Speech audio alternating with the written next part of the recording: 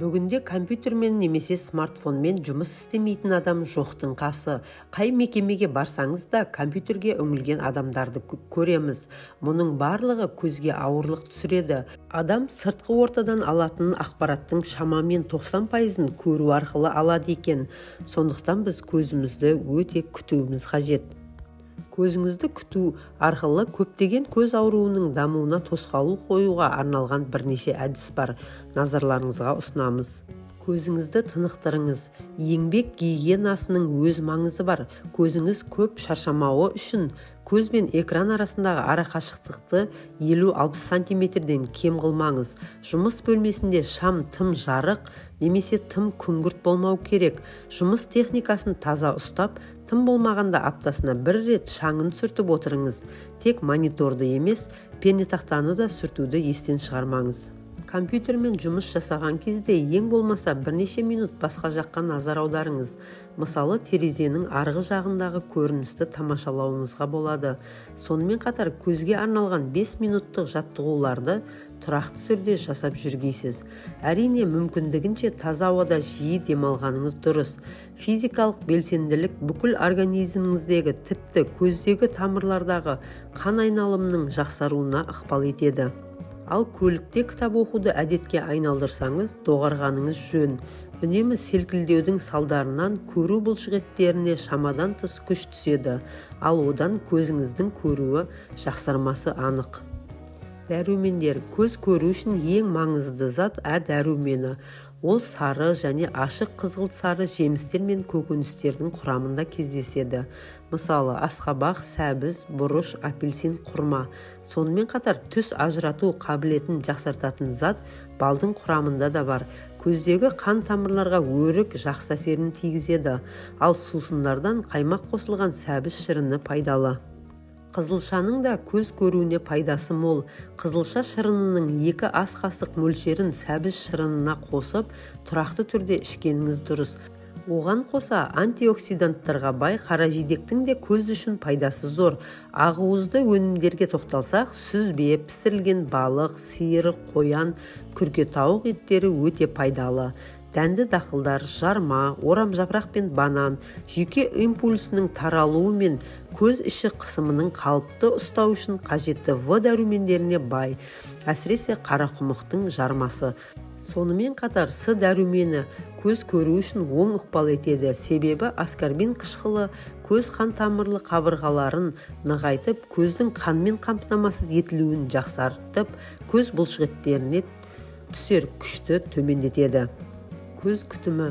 Бүгінде көз көруін нығайтуға арналған арнайы дәруменді минералды кешендер мен биологиялық белсенді қоспалардың көмегінсіз көз көруін күту мүмкін емес.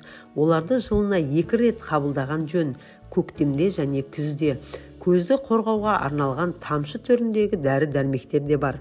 Олар әсіресе смартфон және компьютер алдында көп жұмыс жасайтын, шылым шегетін, жанаспалы линза қолданатын адамдарға және әйелдерге етеккір үзілісі кезінде керек.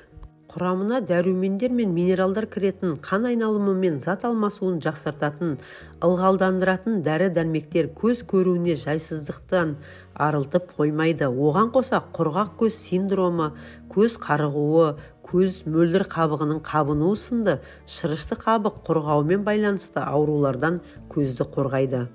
Бүгінгі таңда құрғақ көз синдромы өзекті мәселелердің бірі болып отыр.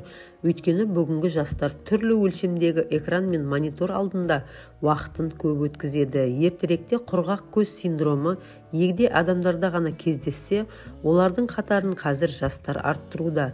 Ендеше көздің құрғауы мен одан арылудың жолдары жөнінде хабардар болып жүріңіз. Көзіміз неге құрғайды? Офтальмолог мамандарға жүгінетіндердің 40% құрғақ көз синдромымен шағымданады екен. Көздің құрғауының негізгі себебі көз жасы сұйықтығын өндіретін жас бездерінің нашарлауы, яғни жас қабықшасы қызметінің бұзылуы. Сонымен қатар дәруменінің жетіспеушілігі. Ал егде адамдарда жастың бөліну процесі баяулағандықтан дерт орын алады. Тағы бір себебі үзіліссіз монитор алдында отырудан, шаң мен түтіннен, темекі газдан, линзаны дұрыс қолданбағаннан болады. Жарақат, көзге ота жасау, сапасыз косметика қолдану да дерттің дамуына әсер етеді. Көз жасының қызметі. Көз құрылымында жастың атқаратын қызметі өте маңызды. Алдымен ол көздің шатырша айнасын ылғалдандырады. Жарақат алғанда, ауырсынғанда, өзін жаман сезінгенде көздің жасы көбірек бөлінеді. Көз жасының негізгі маңызды қызметі көз қабыршағын ылғалдандырады және өлі жасушаларды жояды. Көздің шатырша айнасына құнарлы заттарды жеткізеді, көзді жуып шаяды. Сақтану керек. Көздегі сұйықтық азайғанда көз күйгендей әсерде болады. Шаншып немесе бүріп ауырады, қышиды. Көз ұяшығы құрғағандай сезімде болады. Бұл мазасыздықты жел, түтін, теледидар көру, монитор алдында көп отыру, кітап оқу одан сайын ушықтырады. Бұндай жағдайда көздің көруі төмендейді, көру дәлдігі жоғалады. Егер де дертті дер кезінде емдемесе, адам жарықтан қорқады. Кешке қарай көздің көруі нашарлайды. Сонымен қатар теледидар көруі қиындайды және компьютермен жұмыс жасай алмайды. Дерттің алғашқы белгілері ретінде көзден жас қатты ағады және көз өз өңінен айырылып, түсі өңсізденеді, ағы қызарады. Алдын алу шаралары. Монитор алдында 5 сағаттан артық отырмаған дұрыс, немесе әр 40-45 минут сайын үзіліс жасау керек. Үзілісте көзге арналған арнайы жаттығу жасаған жөн. Компьютермен жұмыс істегенде немесе кітап оқығанда көзді жиі қаққан дұрыс. Мұндай жаттығудан көздің іші ылғалданады және тынығады. Көзді қатты уқалауға болмайды, ол көздің жұқа жасты қабықшаларына залал келтіреді. Химиялық тітіркендіргіш заттар мен шаңды ғимараттарда көп отыруға болмайды. Емдеу үшін бүгінде жасанды жас келтіретін препараттар қолданылады. Бұл әлбетте біраз қалтаны қағады. Сол себепті мамандар кеңесіне жүгіне отырып, халықтық емге жүгінген жөн. Олар ең әуелі қол жетімді бағада және тез оң нәтижесін көруге болады. Көздің құрғау синдромы кезінде түймедақ пен қырмызы тұнбасы жақсы көмектеседі. Тұнбамен көзді күніне 4 рет жуады. Ақжелкек пен пиязды бірдей мөлшерде алып, үккіштен өткізеді. Осы ботқаны қайнаған сумен араластырып, 15 минут тұндырып қояды.